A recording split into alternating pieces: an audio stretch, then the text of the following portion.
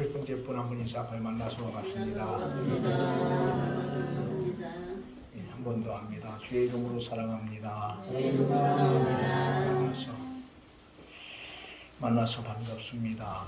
특별히 이제 어렵고 힘든 가운데 우리 특별히 사모님 그리고 또 이렇게 우리 또 사모님 동생 또 우리 권사님 또 우리 고희진 집사님 함께 예배할 수 있어서 감사합니다. 제가 이제 잠이 어제는 좀 일찍 자고 새벽에 일찍 깨어서 나와서 기도 겸 이렇게 하면서 우리 고목사님 문제 때문에 기도를 좀 했는데 그렇게 하나님이 내게 물으시더라고요. 내가 실수하는 것 봤냐? 그렇게 물어요. 왜 하나님 실수하시는 분이십니까? 그렇게 물으시는데 뭐라고 그래요? 아닙니다. 그랬더니 그럼 내가 실수하지 않는다면 내가 하는 이 일 속에 비록 지금은 잘 모르지만 하나님의 특별한 뜻과 섭리가 있다는 거죠. 그 다음에 또 하나님의 위로도 있을 거라는 거거든요. 그래서 우리가 이 하나님의 감동을 제가 성령의 감동을 받고 참 불편하죠. 어떤 면에서 내가 어떻게 왜 불편하냐 그러면 어떤 설교를 해야 될까?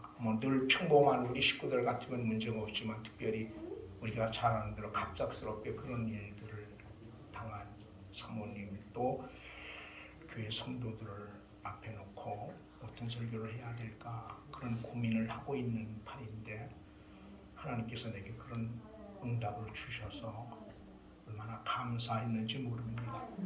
이 감사한다고 하는 것 쉬운 부분 아니죠. 어렵고 힘든 좋으면 누구나 다 감사해요.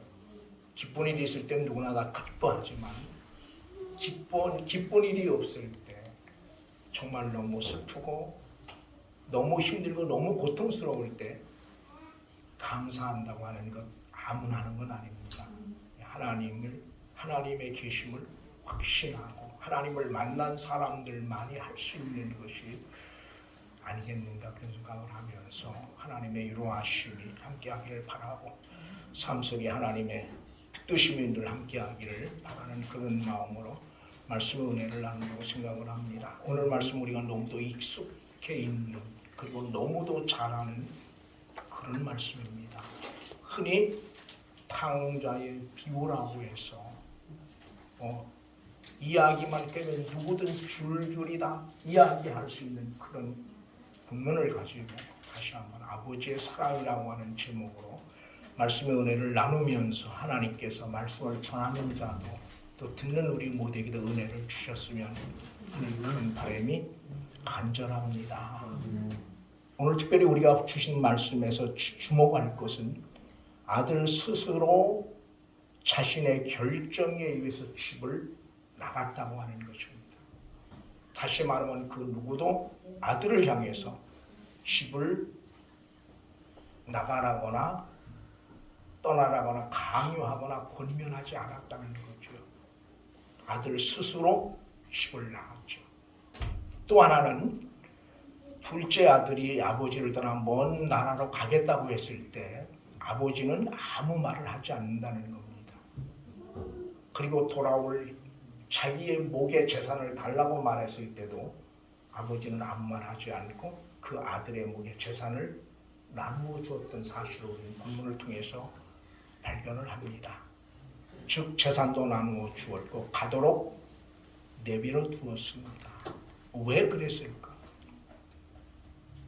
작은 아들이 집을 떠나면 분명히 얼마 가지 않아서 가진 재산 다 탕진하고 고생을 당할 걸 뻔히 아버지께서 알았음에도 불구하고 아버지는 말리지를 않았어요. 이유가 뭘까요? 그 이유는 우리가 추측해 보건대 스스로의 잘못을 깨닫고 아버지께로 돌아오기를 바라는 그런 마음 때문이 아니었겠는가 그런 생각을 해보는 겁니다. 사랑하는 교회 여러분, 오늘 우리의 삶도 역시 마찬가지입니다.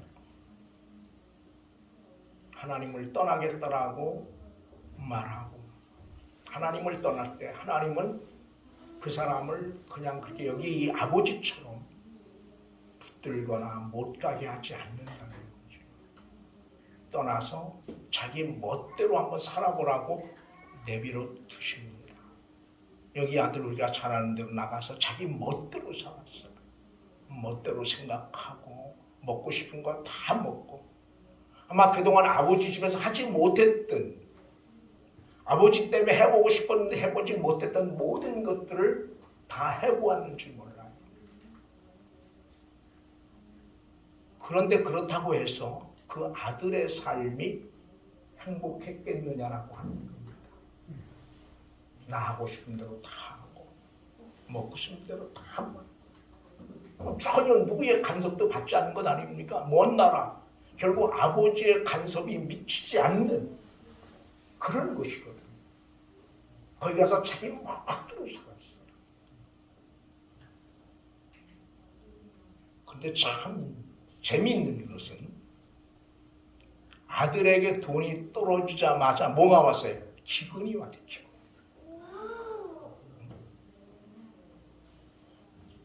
13절로 24절 같이 봅니다. 고의 며칠이 안 되어 같이 봅니다. 고의 며칠이 안 되어 둘째 아들이 재물을 다 모아가지고 먼 나라가 거기서 허랑방탕하여 그 재산을 낭비하더니 다 없애는 그 나라에 크게 흉년이 들어가 비로소 은빛한지라. 이렇게 가진 것이 떨어지자마자 흉년이 들었다고 말해요. 뭘 의미합니까? 세상은 그런 거예요. 세상은 내가 무언가를 가지고 있을 때는,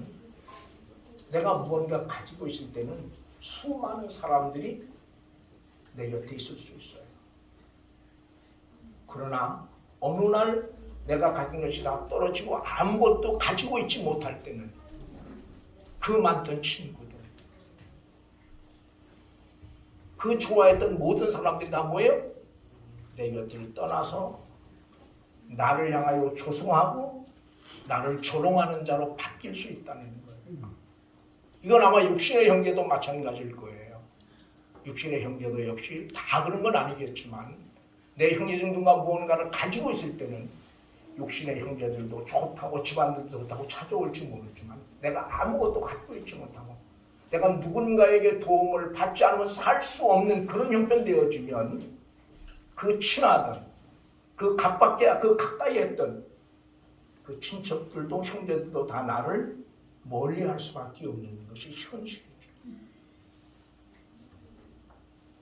이런 현실을 통해서 이 아들이 결국 어디까지 가게 됩니까? 대지를 치는 곳까지 가게 되죠. 대지는 유대인은 부정한 짐승이라고 생각을 해서, 그리고 돼지고기는 먹지도 않지만 부정한 짐승이라고 생각해서 유대인들은 결국 돼지를 먹이거나 키우질 않아요. 근데 이 아들은 마지막 어디까지 가는 거예요? 돼지 치는 데까지 가서 돼지가 먹는 지엄 열매조차도 마음대로 먹을 수 없는 그런 극한 상황에 내몰리게 됩니다. 결국 뭐보다 못한 인생이 되는 겁니까? 돼지보다 못한 인생이 되는 겁니다. 얼마나 비참합니까?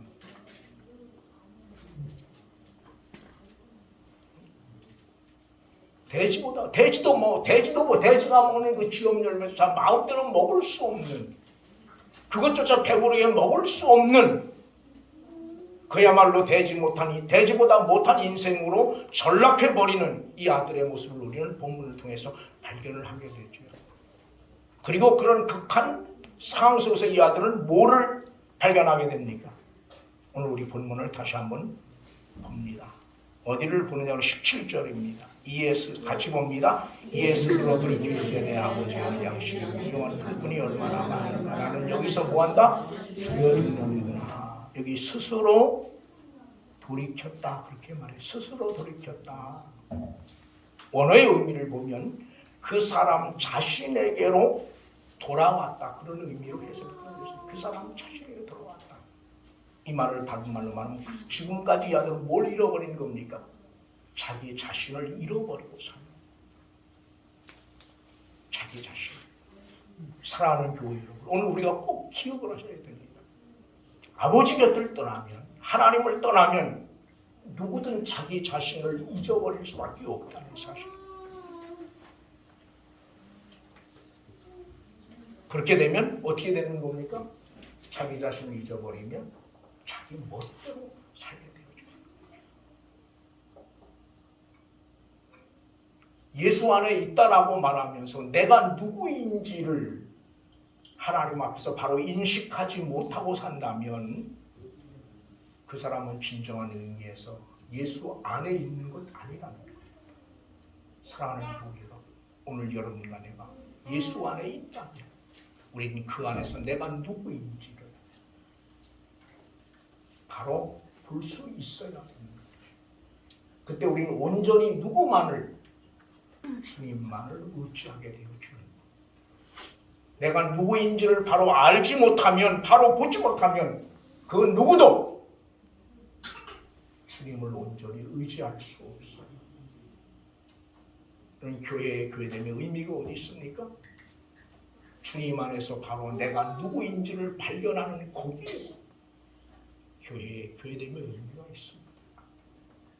오늘 교회는 바로 그런 사람들이 모여서 뭐 하는 겁니까? 오직 살 길이 누구에게?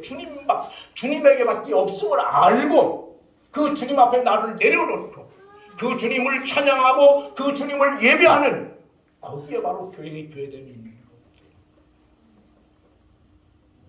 난 오늘 여러분에게 묻습니다. 이건 여러분에게만 묻는 것이 아니고 목사님에게도 묻는 것입니다. 과연 나는 나의 나됨의 의미를 바로 발견하고 있는가라고 하는 거예요. 나의 나됨의 의미를 바로 발견합니다. 하나님 앞에 나는 어떤 존재인가? 하나님 앞에 나는 어떤 사람인가? 한번 스스로 자신을 돌이켜보는 그런 귀한 시간 되었으면 좋겠어요. 그리고 하나님 앞에 다시 한번 나를 좀 내려놓을 수 있는, 그래서 다시 한번 하나님 앞에서 내가 어떤 존재인가를 새롭게 발견할 수 있는 그런 어떤 믿음의 자리, 하나님이 우리 모두를 세워주신다면 얼마나 좋을까 그런 생각을 하는 거죠. 우리 김예랑 집사님과 찬양하면서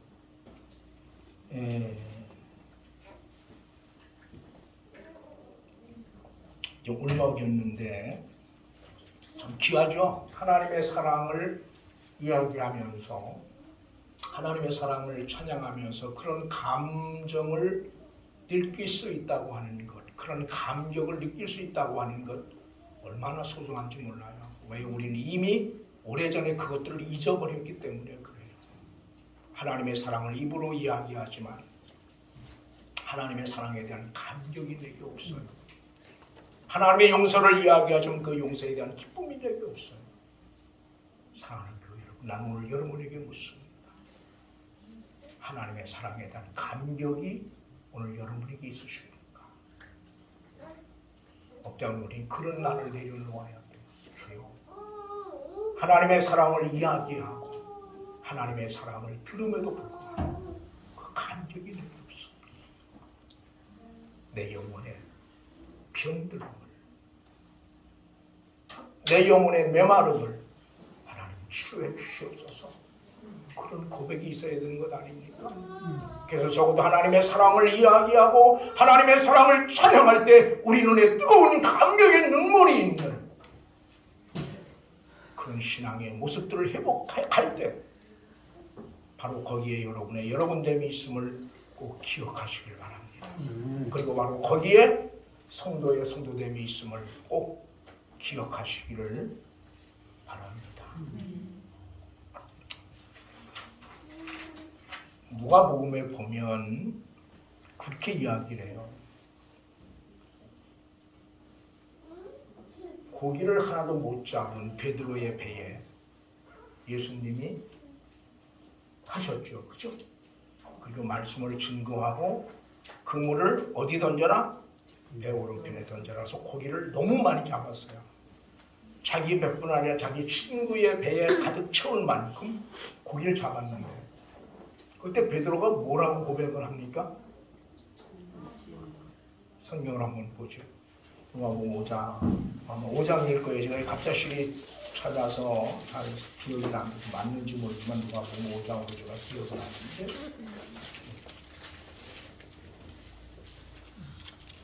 누가복음 5장 같이 읽습니다. 누가복음 5장 우리 8절을 같이 한번 봅니다. 8절 같이 봅니다. 시몬 베드로가 이르되 예수의 말을 드리고 이르되 주여 나를 떠나서 나는 죄인이었습니다 하니 아멘. 예. 여러분 상식적으로 고기를 많이 잡았으면 그죠? 어떻게 인사해야 돼요? 우리 상식이라면 감사합니다, 고맙습니다, 그렇게 인사해야 되잖아, 그죠? 근데 오늘 베드로는 뭐라고 말해요? 나는 죄인이다, 너를 떠나서서. 뭘 발견하는 겁니까? 그 엄청난 이적 앞에, 하나님 앞에 뭘 자기가 어떤 사람인가를 발견하는 거예요. 여러분 믿음이, 은혜가 도대체 뭡니까? 우리는 은혜를 이야기해요.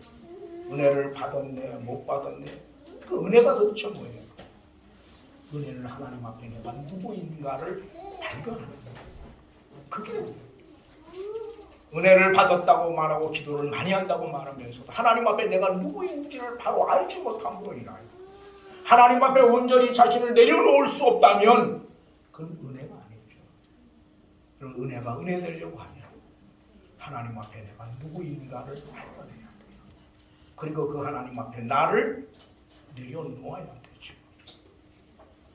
내가 내려놓고 싶어 내려놓는 게 아니라 하나님의 은혜를 받으면 내려놓을 수밖에 없는 거예요. 걔는 무릎 꿇으라고 말하지 않았거든요. 하나님 앞에 섰을 때 내가 누구인가를 발견하고 무릎을 꿇는 겁니다. 이게 예배예요. 예배가 뭐야? 하나님 앞에 무릎 꿇는 겁니다. 전부를 드리는 겁니다. 찬양도 헌금도 설교도 다 예배예요. 근데 어느 때 진정한 예배가 됩니까? 하나님 앞에 내가 누구인가를 발견하고 그 하나님 앞에 나를 온전히 내려놓을 때, 그걸 받은 은혜가 얼마나 큰 것인가를 깨달을 때, 그 예배가 진정한 예배 되는 거예요. 그래서 나는 목사님 저도 마찬가지입니다. 그리고 나는 여기 있는 우리 모두가 좀 그런 예배자의 삶을 좀 살 수 있으면 참 좋겠어요. 얼마나 교회를 오래 다니느냐, 아니면 직분이 뭐냐, 별로 크게 중요하지 않습니다.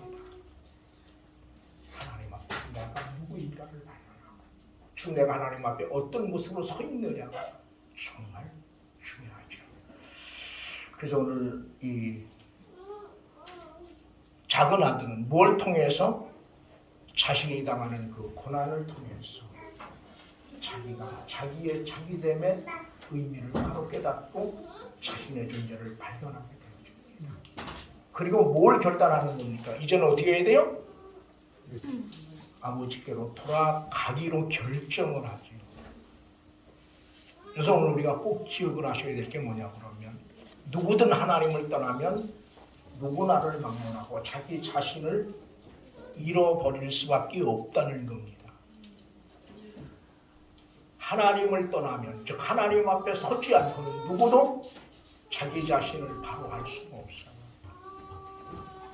사람이란 참교회에서 어디 한 군데 빠지면 다른 건 다 잊어버리게 돼요. 제가 이제 꽤 오래전에 들은 이야기인데, 제가 이제 어릴 때만 해도 우리 시골에도 목사님이 안 계시고 전도사님이 계셨어요. 그리고 이제 당회장이라서 목사님은 저 시내에 계신 분이, 시내에 계셔서 그분이 어떤 성례식 때 이런 때는 꼭 그분이 와서 이제 성례식을 했거든요. 세례문답도 하고 학습문답도 하고 그랬는데, 아마 그런 교회였던 것 같아요. 그래서 이제 목사님이 바둑을 참 좋아하신대요. 바둑을 얼마나 좋아하느냐 그러니까 밥 먹는 것도 잊어버릴 정도로 바둑을 좋아하는데, 어느 날 그 성례식을 앞에 두고 그 문답을 하는 날이에요. 시간에도 목사님이 안 오셔서 그 외에 장로님이, 그 목사님이 바둑으로 잘 가시는 데를 갔더니 열심히 바둑을 두시는데 얼마나 바둑을 진지하게 두었는지 이 장로님 가서 부르질 못했다는 거예요. 부르지를. 너무 진작에 바둑을 두셔서. 그냥 장로님도 그냥 문 밖에 가만히 서 있는 거죠. 그다음 한참 지나서 목사님이 어떻게 이런 장로를 장로님 여기 무슨 일이요? 그랬더니 그제서 이제 그 장로님이 아마 그 이야기를 했다고 그래요. 그 시간 이후로 그 목사님이 바둑판을 다 버리고 두 번 다시 바둑을 두지 않았다라고 하는 이야기를 들은 적이 있어요. 이만큼 사람은 연약합니다. 대단한 것, 여러분 우리가 대단한 것 같아도 아무것도 아닌 존재. 근데 우리는 이걸 잊어버리는 거죠. 잠깐만, 찬양처럼 내가 청지기임에도 불구하고 우리는 내가 주인처럼 살고 있는 거예요. 근데 그걸 모르는 거예요. 그걸 당연한 거예요. 왜 너도 나도 그렇게 살거든. 근데 우린 그렇게 살면 안 되는 사람들이잖아. 그죠?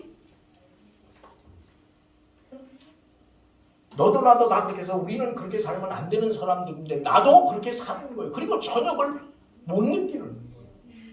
이게 우리가 안고 있는 아픔이에요. 또 우리 성경은 나그네라고 말하죠. 나그네는 언제든 돌아가야 되는 거고. 아무리 많은 것 가지고 있어도 놓고 가야 돼요. 돌아갈 때는. 근데 우리는 그것 안 누리려고 해요. 목사님 저도 똑같습니다. 여러분만 그러지 저도 똑같아요. 저도.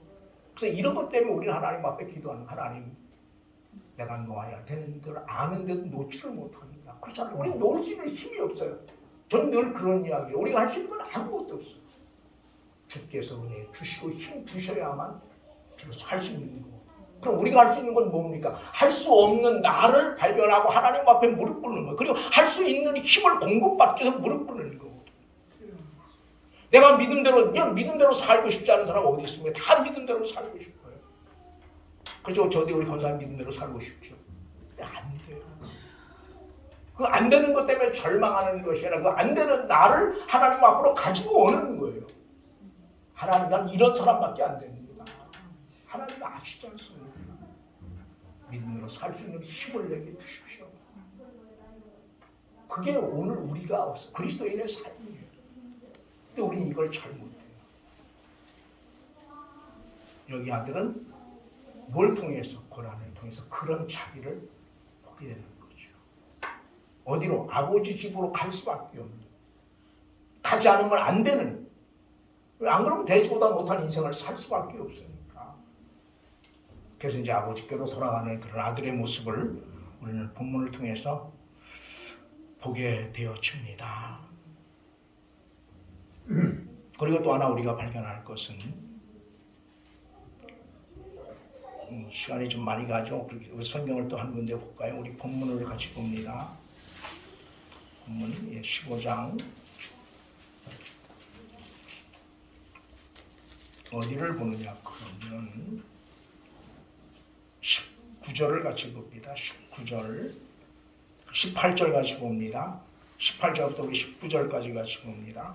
내가 일어나 아버지께 가서 아버지 내가 아버지께 죄를 지었사오니 지금부터는 아버지의 아들이야 이 건물을 감당하지 못하겠나이다. 나를 품꾼의 하나로 보소서 아버지 하고 이제는 아버지 앞에 가서 어떤 말을 해야 될 것인가를 생각을 합니다. 여긴 회개가 아니에요. 이건 감정이고 색깔이에요. 그리고 이어지는 우리 20절 같이 봅니다. 이에 일어나서 아버지께로 돌아가니 아직도 거리가 먼데 아버지가 그러고 충분히 이야기가 달려가 목을 안고 입을 맞추니 그렇게 입을 맞추니 거리가 먼데 이 말은 원어적 의미를 보면 알아보기 쉽지 않은 거리를 이야기해요. 자세히 보지 않으면 알아볼 수 없는 그런 거리인데 누가 알아보는 겁니까? 아버지가 알아보는 거예요. 그럼 이 말을 이 문맥을 잘 보면 아버지가 그 거리가 먼데도 불구하고 아들임을 알아보았다면 그 아버지는 지금 이 시간만 그 아들을 기다리는 것이 아니고 아들이 나간 그 후부터 계속 보았다는 말이에요. 아들이 돌아올 것을 믿고 기다리고 있었다는 거예요.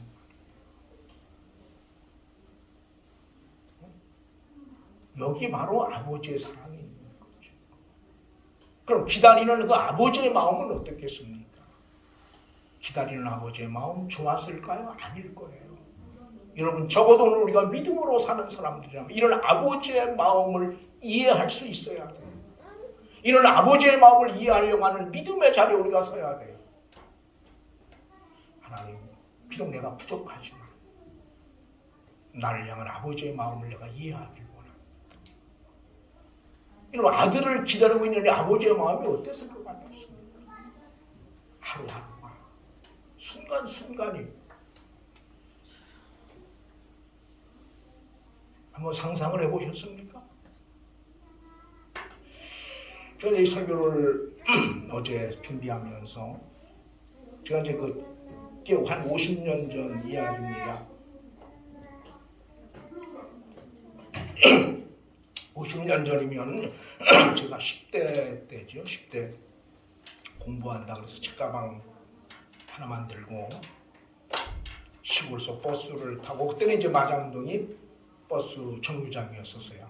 제가 이제 충주니까 이제 충주서 마장동은 버스가 있어서 그 버스 그때는 뭐 완행밖에 없어갖고 뭐 상당히 여러 군데 한 서너 시간 만에 마장동을 오는데 책가방 하나만 들고 공부한다고 생각을 하고 누가 소개를 해서 71년도에 서울을 올라왔습니다. 이제 올라왔는데 뭐 이게 또 생각대로 되는 게 아니더라고요. 그리고 그때만 해도 먹고 사는 게 힘들 때예요. 실제 우리 집 같은 경우도 하루 3끼 밥 먹는 게 힘들 정도로 뭐 우리 집만 아니에요. 거의 다 대다수가 소수를 빼고는 그렇게 어렵고 힘든 그런 시절이었는데 공장에는 그냥 밥만 먹여주면 일을 하는 거예요. 월급은 고사하고 때리면 지금 같으면 난리 나죠. 근데 때리면 부모들이 다시 데리고 와요. 잘 가르쳐달라고. 그런 때인데 제가 와서 그게 잘 안 돼서 어디 공장에 취직을 해서 일을 하면서 이제 그 여름에 나가서 양말하고 바지를 하나 지금 이게 샀어요. 그리고 이제 그거를 이제 명절 설에 이제 입고 가고 신고 가려고 가만히 내버려뒀다가 이제 입고 갔는데 우리 어머니가 우리 전 엄마라고 불렀는데 그럼 또 이제 욕하겠죠, 그죠? 나이가 70이 다 돼서 엄마 그러면 우리 엄마가 제가 좀 뭐라 그래요, 우리 아버지 보고 저봐 여름 양말을 신고 왔다는 거죠. 전 솔직히 그때도 그게 여름 양말인지 몰랐어요. 여름 양말을 신고 왔다고 그러시더라고요. 그럼 어떻게 그게 우리 어머니가 볼 때 여름 양말인 줄 바로 알았을까? 바로 자식을 향한 부모의 사랑 때문이더라. 누가 그 양말 신은 양말에 관심 가지고 있겠습니까? 아니에요. 없어요. 부모는 아니더라고요. 여러분 육신의 부모도 그렇게 자녀들에게 관심을 가지고 있는데 하물며 우리를 향하신 하나님의 사랑이야말로 얼마나 크겠습니까? 시편 기자는 이렇게 이야기를 해요. 내 부모는 나를 버렸지만 하나님은 나를 영접하신다고 말하죠. 우리 성경 한 군데 볼까요? 시편 27편입니다.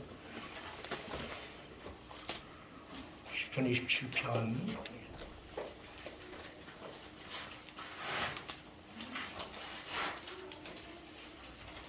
10절을 한번 같이 27편 10절을 같이 읽습니다. 같이 읽습니다. 내 부모는 나를 버렸으나 여호와는 나를 영접하시리이다. 아멘. 나는 오늘 이런 하나님의 사랑을 우리 모두가 다시 한번 깊이 느꼈으면 좋겠어요.